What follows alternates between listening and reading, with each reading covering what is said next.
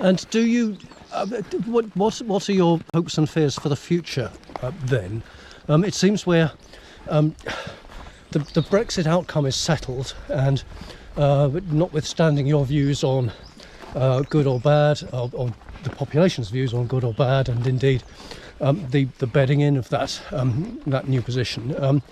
But these challenges, of course, not just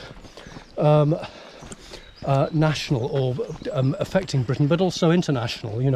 The likes of Interpol, Europol, the international and regional organisations will play a part.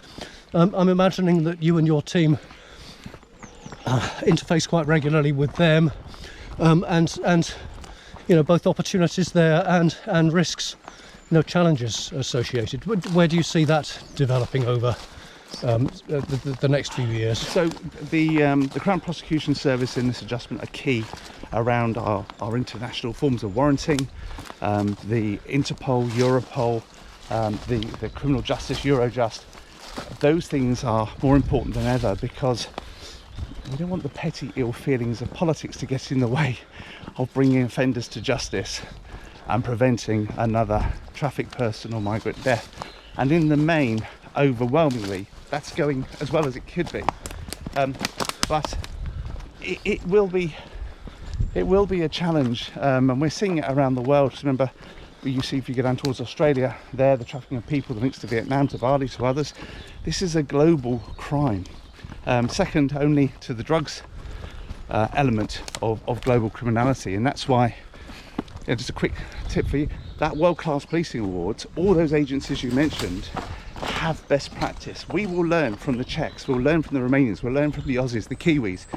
You have to look outside in this world of policing. It's no surprise our Force Vision is world-class sustainable policing for Devon and Cornwall. It's based on some of the insight you've given. The way that British policing remains respected around the world, it can't be stuck in aspect. It has to learn from these other international policing bodies. And because it's policing, how do they work? Just going over a tree here. Yes, rather interesting. Just negotiate that. We've done well so far, negotiating all sorts of. Anyway, sorry, you carry on. No. That idea of right back to our early conversation. I am really focused on this community here of Barnstable, walking out towards Brighton Fleming. That really matters.